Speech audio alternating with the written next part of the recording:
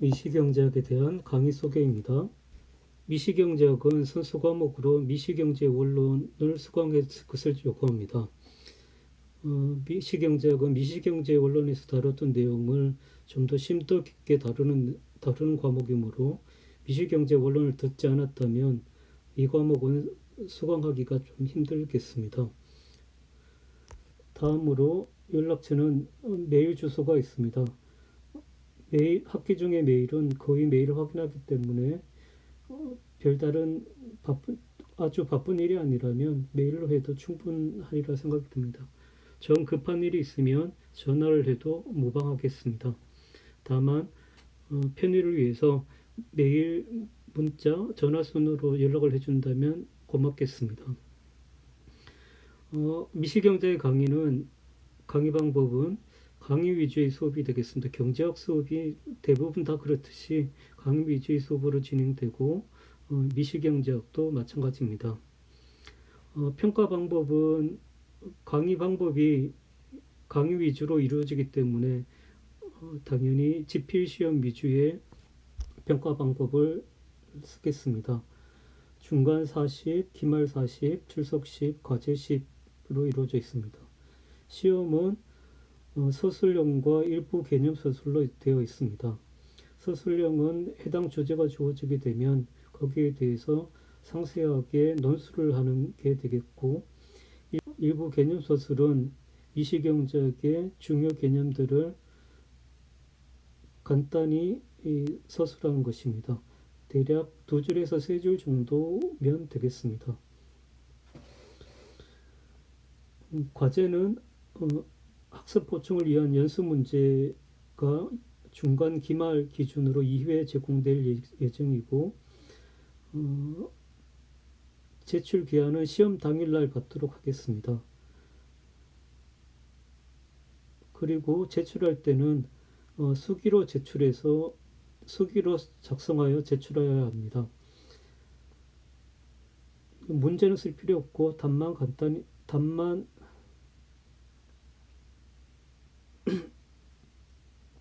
과제로는 학습 보충을 위한 연습 문제가 2회 제공될 예정입니다. 제출은 시험 당일날 받는 것을 예정하고 있습니다. 그리고 제출을 할 때는 수기로 작성하여서 제출해야 합니다. 문제는 쓸 필요가 없고 답안을 연습장에다가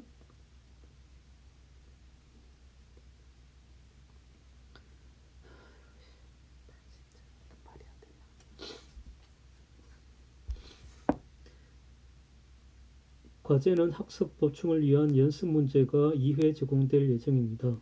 시험 당일날 제출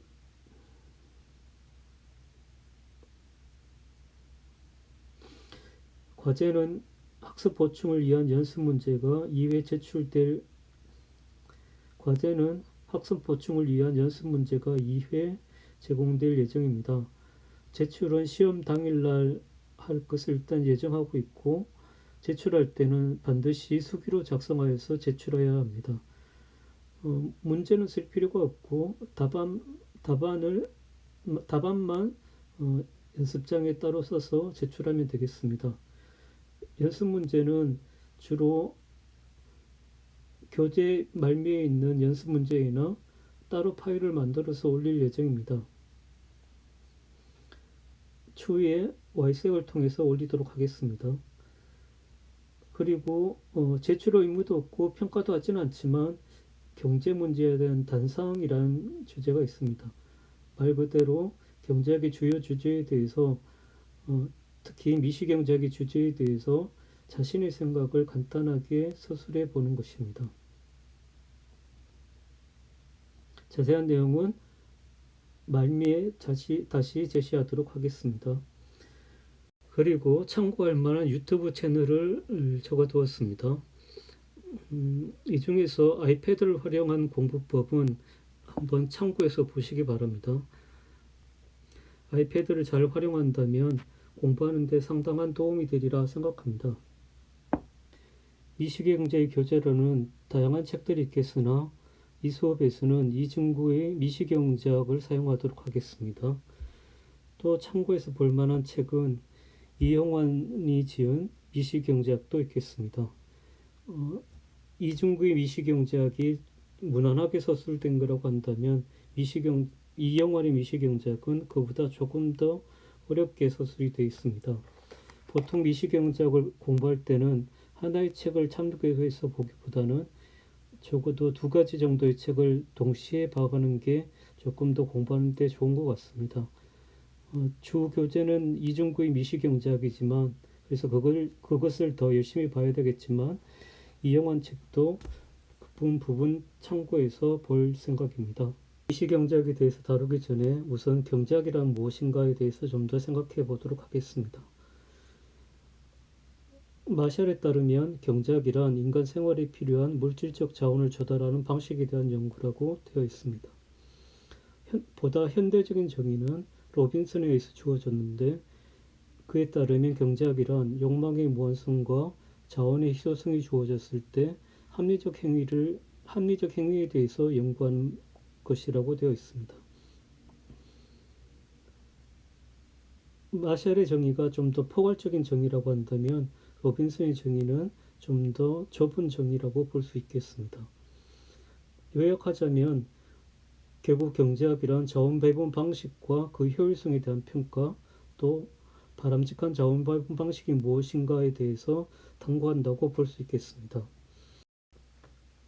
또는 다르게 얘기하자면 사무엘슨의 정의에 따라서 무엇을 생산하고 어떻게 생산하고 생산된 재화를 누구에게 분배할 것인가 라는 문제를 해결하는 것이 경제학이라고 볼 수도 있겠습니다.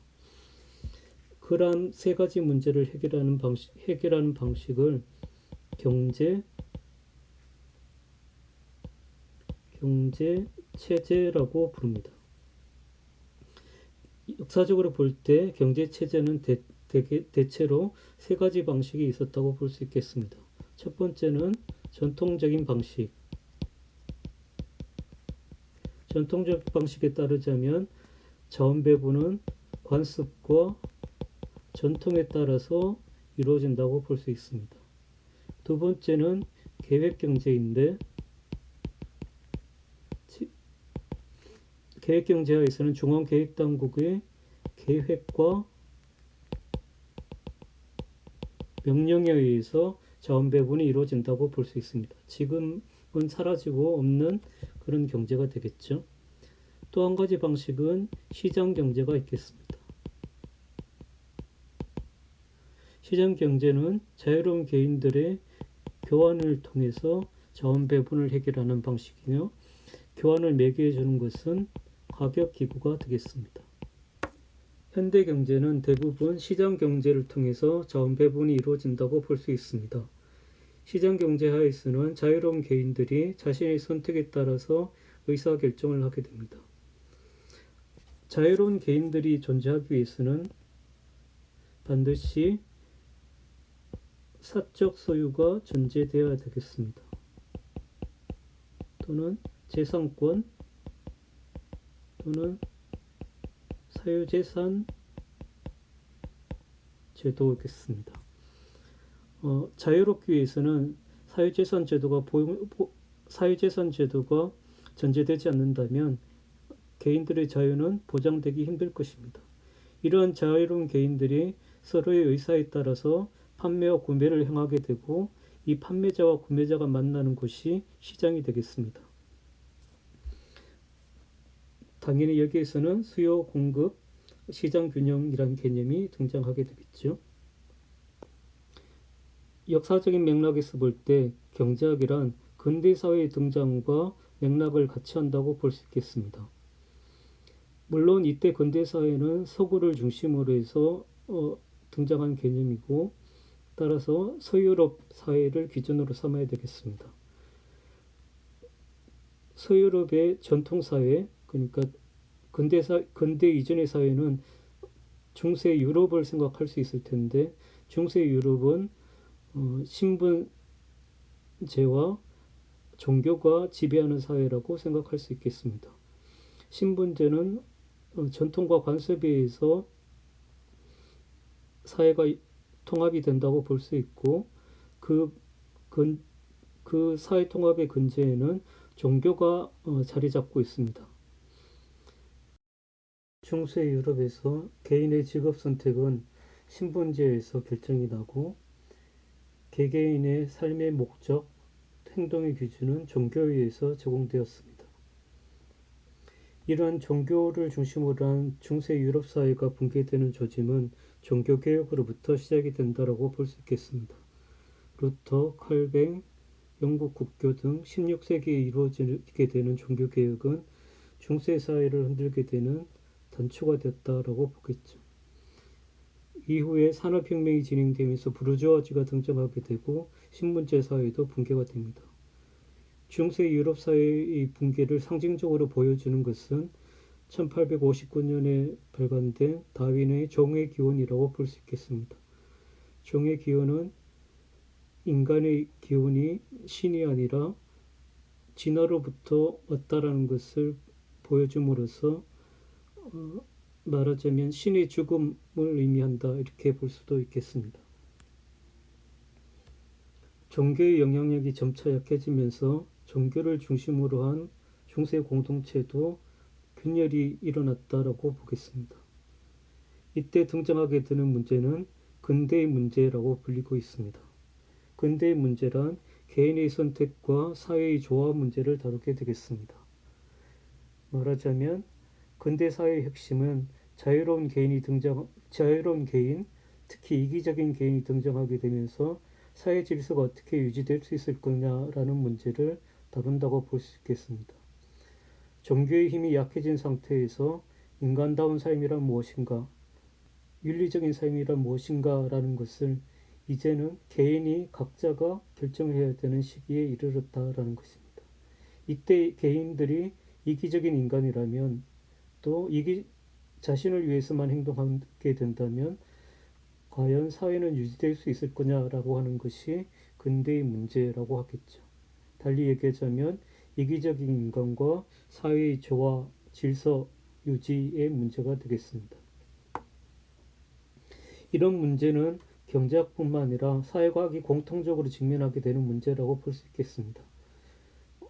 정치학과 사회학, 경제학 모두 다 동일한 문제에 기원을 둔다라고 볼 수 있겠죠.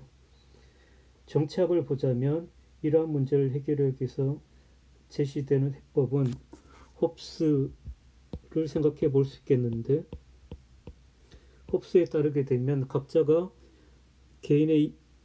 이기적인 삶을 추구하게 될 때 사회는 혼란에 빠지게 되고 그때의 상태는 보통 만인에 대한 만인의 투쟁이라고 불립니다. 소위 자연 상태라고 불리죠. 여기에서는 혼란과 전쟁이 지배적이 되며 개인은 생명조차 유지하기 힘든 상황이 되겠습니다. 이럴 때 개인들은 자신의 권리를 절대자에게 양도하고 사회 질서를 추구하게 된다는데, 이때 등장하게 되는 것이 절대군주 또는 레비아탄이 되겠습니다. 반면에 좀 더 평화적으로 문제를 해결할 수 있다고 생각한 사람도 있었는데 로크가 그 예에 해당이 되겠습니다. 로크의 사회계약설에 따르면 개인 간의 합의에 의해서 사회 질서에 도달할 수 있다고 보고 개인 간 합의의 최고 정점은 헌법이라고 볼 수 있겠습니다. 이 문제는 경제학에서도 제기가 되는 문제인데 경제학에서 제기되는 방식은 수요와 공급의 일치 문제가 되겠습니다.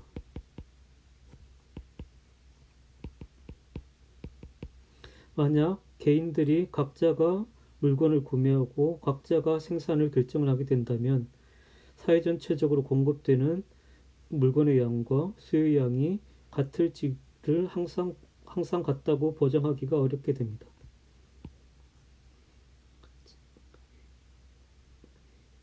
이런 점에서 아담 스미스의 보이지 않는 손은 매우 중요하다고 볼 수 있겠습니다. 아담 스미스의 보이지 않는 손에 따르게 되면 개별 경제 주체가 이기적으로 행동하더라도 사회 전체적으로 바람직한 결과를 낳는다라는 것이죠. 즉, 각자가 수요와 공급을 결정하더라도 가격기구의 매개에 의해서 사회 전체의 수요와 공급은 일치할 수 있다라는 것이죠. 그 바탕에는 이기심이 깔려 있습니다. 유명한 문구가 오늘 내가 곡물과 고기를 공급받는 것은 그들의 자비심이 아니라 이기심 때문이다라는 거죠. 아담 스미스는 이렇게 이기적인 인간이더라도 가격기구, 보이지 않는 손에 의해서 사회 전체 질서가 달성될 수 있다라고 보았습니다.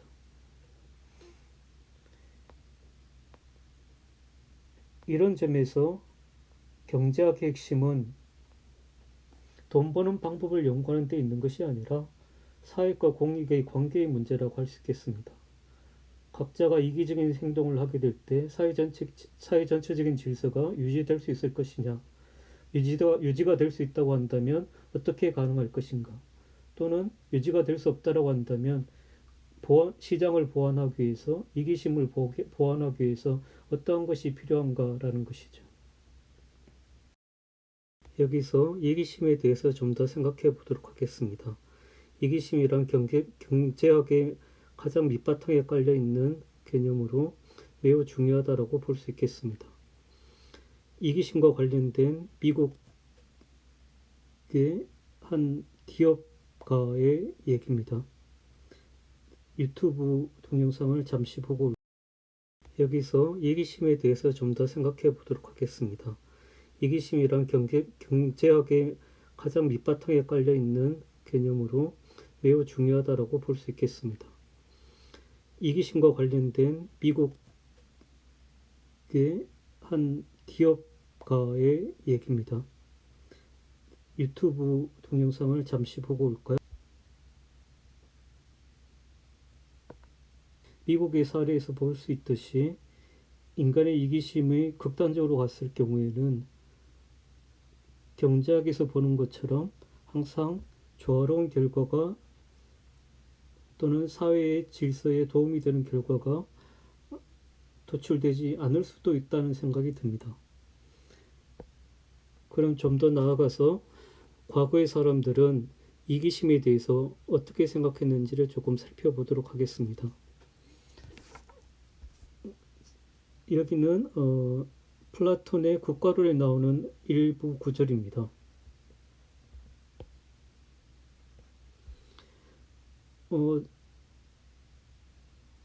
플라톤은 사회 질서가 유지되기 위해서 이기심이 될수록 억제되어야 된다고 생각했는데 문구를 한번 읽어보도록 하겠습니다.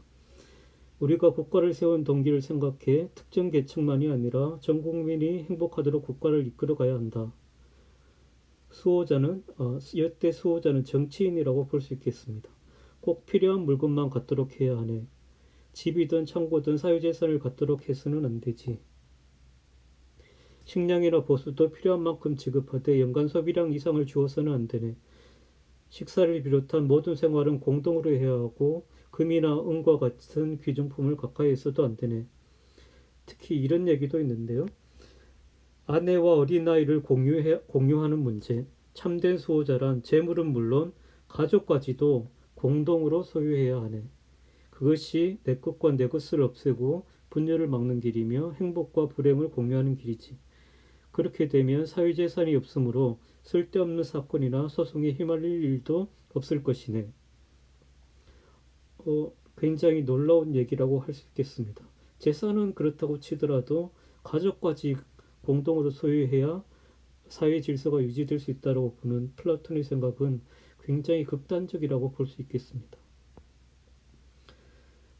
조금 더 시계를 넘겨서 중세 유럽 사회의 도덕관을 살펴본다면 금욕과 이타심이 미덕으로 간주됐던 사회였습니다. 예를 들어서 구약 성경의 신명기를 보게 되면 너희는 동족에게 이자를 받고 꾸어줘서는 안 된다. 돈에 대한 이자든 곡식에 대한 이자든 그 밖에 이자가 나올 수 있는 것은 모두 마찬가지다. 현대 사회에서 당연하다고 생각하는 대출과 차입에 따른 이자 지급의 문제를 성경은 거부를 하고 있습니다. 중세 유럽뿐만 아니라 우리나라의 경우도 마찬가지인데 경주 채부자라고 해서 유명한 부자가 있죠. 이 채부자의 가훈을 보면 아래와 같습니다. 재산은 만석 이상 모으지 마라. 흉년에는 재산을 늘리지 마라. 사방 백리 안에 굶어 죽는 사람이 없게 하라. 최씨 가문의 며느리들은 시집온 후에 3년간 무명옷을 입게 하라. 금욕과 이타심을 강조하는 이런 특징은 과거의 사회에서는 근대 사회 이전에는 당연하게 주어진 것다라고 볼 수 있겠습니다. 이러한 생각은 근대에 들어서 서서히 변해가기 시작하는데 아담 스미스 이전에 맨더빌이라는 사람이 있었습니다. 이 사람의 꿀벌의 우화에 따르면 꿀벌의 우화에 이기심을 강조하는 얘기들이 나옵니다. 잠시 읽어보면 사치는 가난뱅이 100만 명에게 일자리를 주었고 얄미운 오만은 또 다른 100만을 먹여 살렸다. 시생과 헛바람은 산업의 역군이니 괴상하고 우스꽝스러운 악덕이지만 시장을 돌아가게 하는 바로 그 바퀴였다. 각 사람의 악덕을 솜씨있게 다룬다면 전체가 위대해져서 세속적인 행복을 누릴 수 있다. 악덕은 힘있는 큰 사회와 뗄 수 없는 사회이며 악덕 없이 부와 위대함을 가질 수 없다. 이러한 생각은 점차 발전되어 아담 스미스의 보이지 않는 손으로 이어졌고 그 이후에 하이에크의 자생적 질서로 이어졌습니다. 이 그래프는 1720년 이후 영국의 잉글랜드라고 해야 될까요? 잉글랜드의 1인당 GDP를 보여주고 있습니다. 1270년부터 18세기 중반 정도까지는 거의 차이가 없다라고 볼 수 있습니다. 그러나 18세기 중반 이후로 1인당 GDP는 점차 증가하기 시작해서 20세기에 접어들어서는 급격한 속도로 1인당 국민소득이 증가하게 됩니다. 어떻게 이렇게 높은 경제 성장을 이루게 되었을까요? 그것은 이 시기에 있었던 일, 즉 산업혁명도 생각할 수 있겠지만 동시에 좀 더 포괄적으로 시장경제의 발전을 생각할 수 있겠습니다. 시장경제의 발전은 인간의 이기심을 전제로 한다는 점에서 이렇게 빠른 소득의 증가는 이기심으로부터 왔다라고 얘기할 수도 있겠습니다.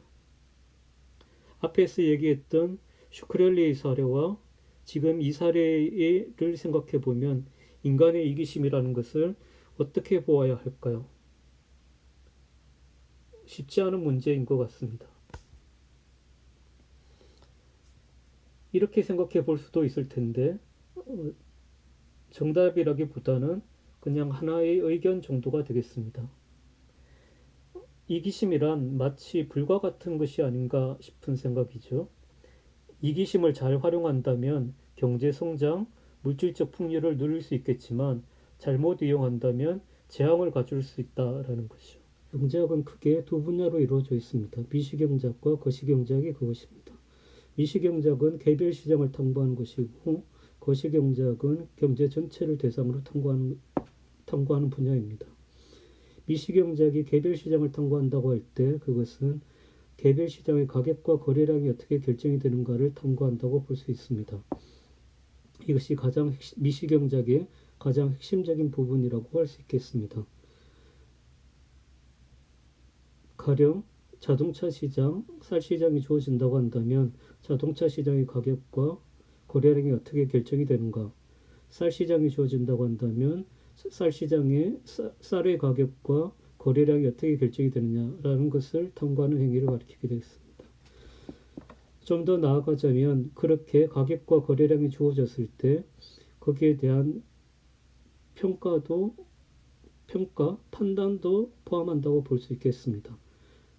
즉 자동차 시장의 가격과 거래량이 주어졌다고 했을 때 그 시장이 효율적이냐 그렇지 않느냐 또 공정하냐 그렇지 않느냐 문제를 탐구한다고 볼 수 있겠습니다. 좀 더 나아가자면 경제 주체의 합리적 행위를 연구하는 것도 미시경제학의 한 분야라고 볼 수 있겠습니다. 개별 시장에서 가격이 결정되기 위해서는 물건을 구매하는 수요, 물건을 판매하는 공급이 주어져야 하는데 각각 소비자의 행동과 기업의 행동을 전제한다고 볼 수 있겠습니다. 즉, 가격이 결정되기 위해서는 수요자, 구매자가 어떻게 행동하느냐, 또 판매자, 공급자가 어떻게 행동하느냐라는 문제를 다룰 수밖에 없게 되고 이때를 탐구하는 것을 경제 주체의 합리적 행위를 연구한다고 볼 수 있습니다. 도시경제학은 경제 전체를 대상으로 탐구하는 학문인데 경제 전체를 대상으로 탐구한다는 것이 조금 애매할 수도 있겠지만 거시경제학에 사용되는 변수들을 보면 좀 더 명확해지지 않을까 싶습니다. 가령 거시경제학의 대상이 되는 것은 흔히 GDP라고 불리는 국민소득, 물가, 이자율, 실업, 환율이 되겠습니다. 이러한 변수들 또는 내용들이 나온다고 한다면 이 분야는 거시를 다룬다라고 볼 수 있습니다. 좀 더 구체적으로 보면 거시경제학은 국민경제의 작동원리에 대한 탐구라고 볼 수 있는데 그 내용이 국민소득과 물가의 관계가 어떻게 되느냐, 국민소득과 이자율의 관계가 어떻게 되느냐, 국민소득과 실업의 관계는 어떻게 되느냐, 국민소득과 환율은 어떤 관계가 되느냐라는 것을 탐구합니다. 경제학의 성립에 대해서 간략히 살펴보겠습니다. 경제학의 시작은 아담 스미스부터 시작이 됐다고 할 수 있겠습니다. 1776년에 출간된 국부론이 그 시작이라고 보겠죠. 모두 다 알고 있듯이 국부론의 핵심적인 내용은 보이지 않는 손의 논리가 되겠습니다. 다음으로 경제학의 아버지라고 불리는 알프레드 마샬에 이르러서 미시경제학이 확립되었다고 볼 수 있겠습니다. 1890년에 출간된 Principles of Economics는 가격 결정에 대한 문제를 다루고 있는데 마샬 이전의 경제학자들은 가격이 공급적 요인 또는 수요적 요인에 의해서만 결정이 된다고 보았습니다. 예를 들어 리카도의 경우에는 생산비에서 결정이 된다고 하는 공급적 요인을 주장하였고 제본스, 맹거, 발라는 주관적 효용이라고 하는 수요적 측면을 강조하였습니다. 마샬은 이 두 가지 다 가격 결정의 일면만을 강조한다고 보았고 두 가지 모두 다 가격 결정에 영향을 미친다고 보았죠. 말하자면 가위는 양날의 칼로 작동한다고 보았습니다. 다음으로 1936년에 일반 이론에 이르러서는 거시경제학이 확립되었는데 모두 다 알고 있듯이 케인즈가 그 주역입니다. 미시경제학에 대해서 좀 더 다뤄보도록 하겠습니다. 미시경제학의 시작은 경제 주체의 합리적 행위로부터 시작이 된다고 볼 수 있겠습니다. 이때 경제 주체란 수요자, 공급자를 포괄하는 개념이 되겠습니다. 합리적 행위란 최소 비용으로 최대 효과를 낳는 행위를 가리키고 목적이 주어진다면 최소 비용을 달성하게 되고 제약이 주어진다면 최대 효과를 달성하게 되는 것입니다. 합리적 행위는 제약화의 극대화라고 불리기도 하는데 이는 최적화라고 또 불리기도 합니다. 최적화라고 하는 것은 객관적 상황과 주관적 목적의 일치를 의미합니다. 가령 욕망의 무한성이라고 할 때 욕망은 목적을 가리키고 이것은 경제 주체의 주관적, 내면적인 측면을 가리키게 됩니다. 반면에 자원의 희소성이라고 한다면 이것은 제약을 가리키고 경제 주체 외부에 존재하는 객관적 상황을 가리킵니다. 최적화는 이러한 객관적 상황과 주관적 목적의 일치를 의미하게 됩니다. 또한 이러한 최적화를 달성하기 위해서는 계산이 필요하게 되는데 이를 잘 할 수 있다는 것을 도구적 합리성이라고 부릅니다.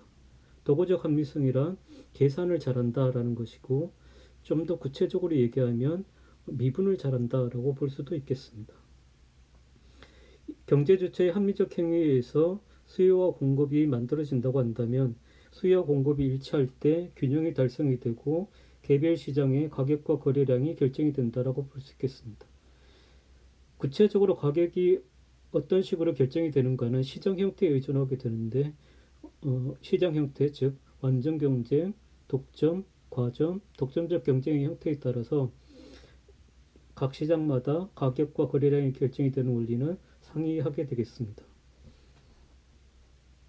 미시경제학은 일반적으로 개별 시장의 가격과 거래량이 어떻게 결정이 되는가라는 문제를 다룬다고 되어 있지만, 사실 미시경제학은 그보다 더 포괄적으로 모든 시장에서 균형 가격과 균형 거래량이 성립하게 되는 일반 균형 문제를 포괄한다고 볼 수 있습니다. 즉, 일반 균형이란 모든 시장에서 동시 균형이 달성되는 상태를 의미하게 됩니다. 우리가 미시경제 원론에서 배웠던 내용들, 개별 시장의 가격과 거래량의 결정이라고 하는 것은 부분 균형 분석에 의존하고 있습니다.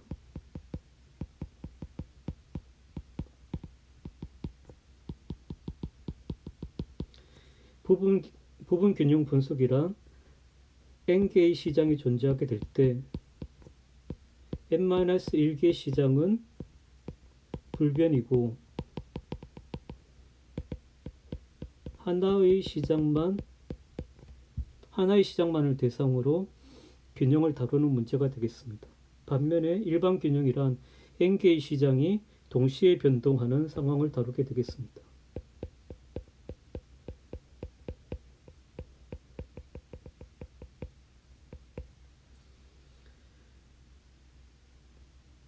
시장 전체의 일반 균형이 성립하게 됐을 때 이 경제 상태에 대해서 평가도 할 수 있겠습니다. 경제 상태에 대한 평가는 두 가지 기준이 있을 수 있겠는데, 효율성과 공정성이 그거겠습니다. efficiency, equity의 문제가 되겠습니다.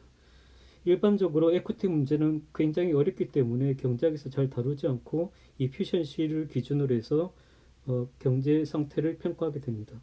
이때 관련되는 개념은 소비자 잉여, 생산자 잉여, 사회적 후생 또는 총후생이 되겠습니다. 미시경제학의 구성에 대해서 살펴보도록 하겠습니다.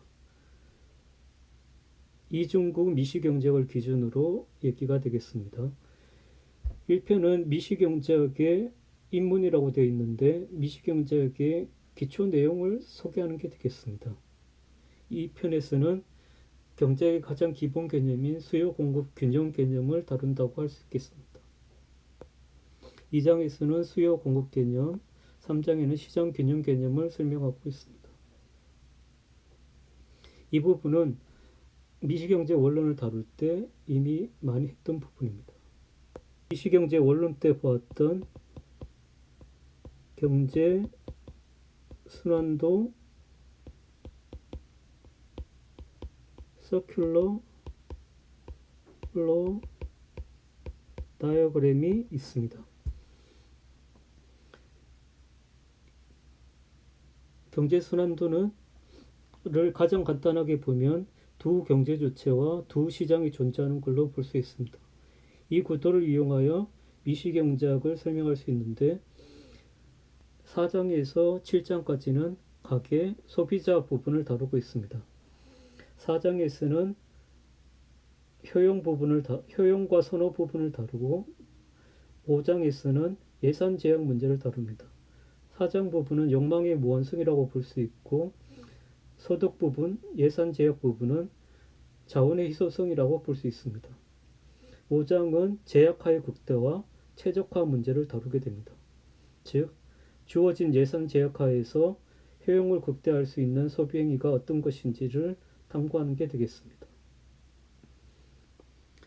6장은 소비자 이론의 응용과 확장이라고 되어 있는데 6장에서는 소비자 이론을 응용하여 노동 공급이 어떻게 결정이 되는지, 사회복지제도를 분석하는 문제 등을 다룹니다.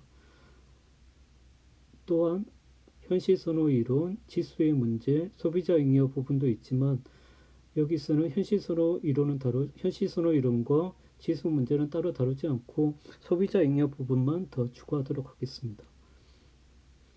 7장은 불확실성하의 선택을 다루는데 여기서는 기대효용 이론을 다룹니다. 기대효용 이론은 이후에 위험자산을 분석하는 데 쓰이지만 7장 부분도 시간 관계상 다루지 않을 생각입니다. 8장부터 10장까지는 기업 부분을 다룬다고 볼 수 있습니다. 8장에는 기업의 특징이라고 할 수 있는 기술 조건, 생산 함수를 다룬다고 볼 수 있고 9장에서는 비용을 다룹니다. 비용은 제약이라고 볼 수 있습니다. 10장에서는 8장과 9장에서 다룬 내용을 바탕으로 기업의 이용 국대화 문제, 최적화 문제를 다루겠습니다. 11장부터 14장까지는 생산물 시장과 관련된 내용들을 다룹니다.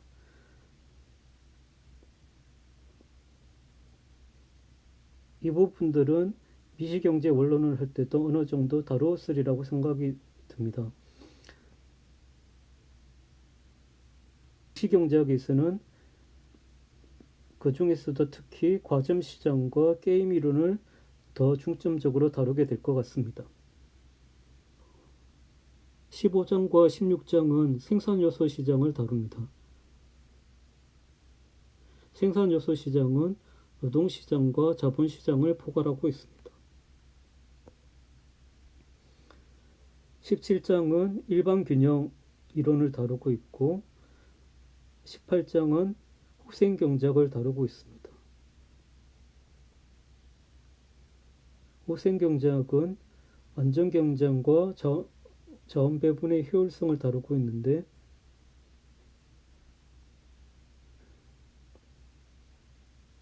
후생경제학의 핵심적인 내용은 후생경제학 제1정리와 제2정리로 요약할 수 있겠습니다. 후생경제학 제1정리는 시장균형은 파레토 효율성을 만족한다라는 것이고 후생경제학 제2정리는 생산의 문제와 분배의 문제는 분리될 수 있다는 것을 다룹니다. 18장까지는 시장 실패가 존재하지 않는 시장을 다룬다고 한다면 19장에는 시장 실패가 발생하는 경우를 다룬다고 볼 수 있습니다. 일반적으로 시장 실패의 원인은 독점, 공공재, 외부성이 지목이 되며 시장 실패는 정부 개입의 정당성을 얘기하기도 합니다. 즉, 시장이 효율성을 달성하지 못할 때 정부가 개입하여 시장의 효율성을 증진시킬 수 있다는 것입니다. 그 이후로는 최근의 경제학들의 문제를 다루고 있는데 정보경제학, 법경제이론, 금융시장이론, 행태경제학입니다. 정보경제학은 정보 비대칭성을 다루는 분야이고 완전 경쟁에서 완전 정보 과정이 위배되는 경우를 다룹니다. 이론에서는 법률 현상을 경제학을 이용하여 분석을 하게 됩니다. 예를 들면 독과점법이 있겠습니다. 금융시장 이론은 포트폴리오 이론, 선물, 옵션 분야를 다룹니다. 행태경제학은 경제학이 기본적으로 가정하는 합리성 과정을 완화할 때 나타나는 현상을 분석하고 있습니다. 앞에서는 경제순환도를 이용하여 미시경제의 구성을 살펴보았다고 한다면 여기서는 다른 측면을 기준으로 하여 좀 더 살펴보도록 하겠습니다.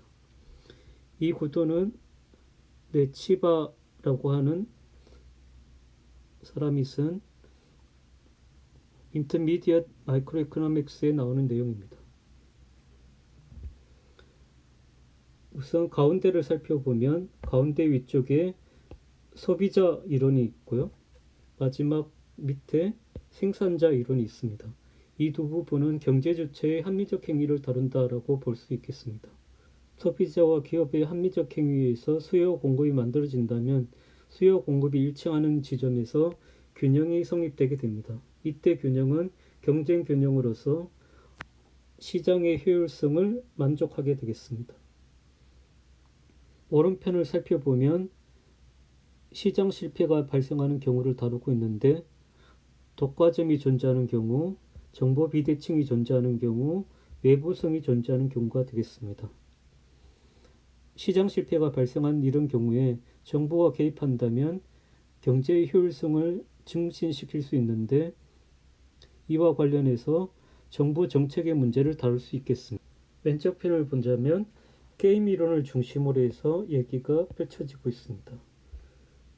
한편으로는 산업조직론의 문제, 시장 형태를 문제를 다루고 다른 한편으로는 공공재와 관련된 문제를 다루고 있습니다. 즉 게임 이론을 이용해서 과점의 문제, 독점적 경쟁의 문제를 다루고 있습니다. 다룰 수도 있겠습니다. 아래쪽을 보자면 공공재의 문제를 다루고 있는데 공공재 공급을 얘기할 때 제기되는 문제는 무임승차 문제입니다.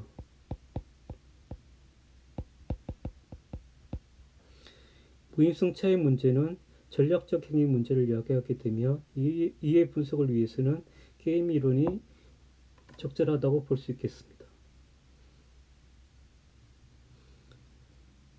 이것은 네치바 미시경제학의 주요 목차들입니다. 참고로 보시기 바랍니다. 마지막으로 지나가면서 하나 언급할 점은 30장의 제목입니다. 정부, 시민사회, 시장이 균형을 이루어야 된다라는 것이죠. 흔히 우리가 미시경제학을 얘기할 때는 정부와 시장 간의 대립을 주로 얘기했는데